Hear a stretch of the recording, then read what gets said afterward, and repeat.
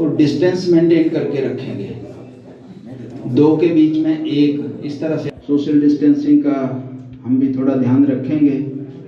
पूरी short time को लेके यहाँ हाल में वही अपेक्षित रहेंगे। मैं माननीय मंत्रीगण, इस पार्लियामेंट के माननीय मंत्रीगण, माननीय विधायकगण, शिमला और मासूर जिला के सम्माननीय अध्यक्ष, प्रेस के बंधु, इनको विधिवत प्रदेश कार्यालय से सूचना हुई थी, उपस्थित होंगे, उनको भी सम्मान पूर्वक हम यहाँ पर सीटें उनके लिए आरक्षित की गई। इस मामले अभी एज ऑन टुडे है एंड 191 एक्टिव केसेस अभी तक हैं। एक्टिव केसेस हमारे अब कम तेजी से कम होने लगे, लेकिन ये भी बात हमको मान करके चलना चाहिए कि जो हिमाचल प्रदेश में बाहर के राज्यों से जो लोग आ रहे हैं उनमें से बहुत बड़ी संख्या निकल रही है। अच्छी बात हमारे लिए ये है कि हिमाचल के अंदर जो है कम्युनिटी स्प्रेड नहीं है। हिमाचल के अंदर जो लोग हैं वो कोरोना पॉजिटिव नहीं निकल रहे हैं, ज़्यादा बहुत कम है, 1-2, और उनकी भी ट्रैवल हिस्ट्री बाहर की है। ऐसी परिस्थिति में मैं समझता हूँ कि हम बहुत जल्दी इसको कंट्रोल करने की परिस्थिति में हो। कोरोना संकट में टूरिज्म निश्चित रूप से सबको नुकसान हुआ है, कोई नहीं बचा नुकसान से। टूरिज्म बहुत ज़्यादा नुकसान में है। ऐसी परिस्थिति में आने वाले समय में हम इंतज़ार कर रहे हैं कि थोड़ा ठीक हो माहौल, कोरोना कम हो और हम टूरिज्म में शुरुआत कर सकें। अब इसको कहना मुश्किल है। अभी सर, कुंडू साहब से कल विषय जरूर आया है कल, लेकिन हमारे लिए उससे भी कुछ चीज़ें सीखने की बात है, लेकिन उसके साथ साथ में कुछ और चीज़ें सावधानी बरतने की ज़रूरत है। इस बात को हम मना नहीं कर सकते हैं, लेकिन इतना ज़रूर है, अच्छी बात हमारे लिए ये है कि जितने भी हमने पुलिस हेडक्वार्टर में जो लोग थे, इंक्लूडिंग डीजीपी संजय कुंडू, उनका भी जब कोविड-19 का टेस्ट किया गया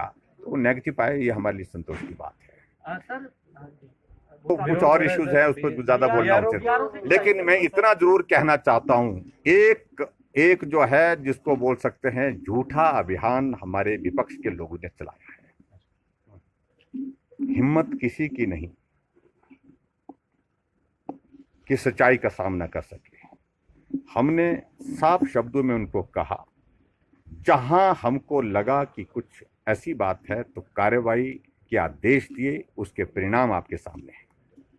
ये हर बात को लेकर के हर जगह इस प्रकार का राजनीतिक, ऐसे दौर में खास तौर से जब आदमी अपने जीवन की लड़ाई लड़ रहा है कि मैं जिंदा इस वायरस से बच पाऊंगा या नहीं बच पाऊंगा, ऐसे संकट के दौर में समाज सेवा का भाव व्यक्ति में होना चाहिए। खासतौर से राजनीतिक दल भी, वो भी सामाजिक कार्यकर्ता है, वो सिर्फ राजनीति कर रहे हैं, हम काम कर रहे हैं, लोगों की सेवा कर रहे हैं।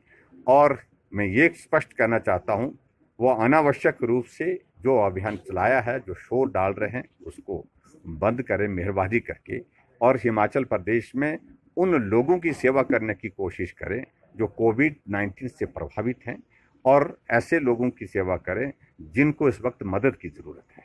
दूसरी बात मैं ये भी कहना चाहता हूँ, हम एक बात को पहले ही स्पष्ट कर चुके हैं, ना यहाँ भ्रष्टाचार के लिए कोई गुंजाइश है, ना गुंजाइश आने वाले समय में होगी।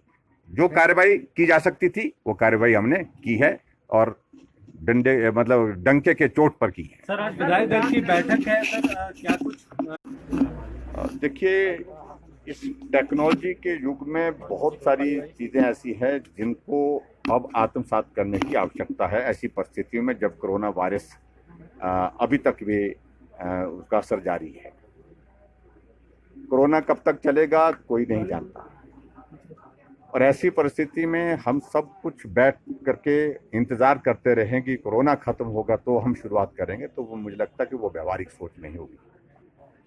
कोरोना भी चलता रहेगा, जीवन भी चलता रहेगा, काम भी चलते रहेंगे, ये आपकी आवश्यकता है।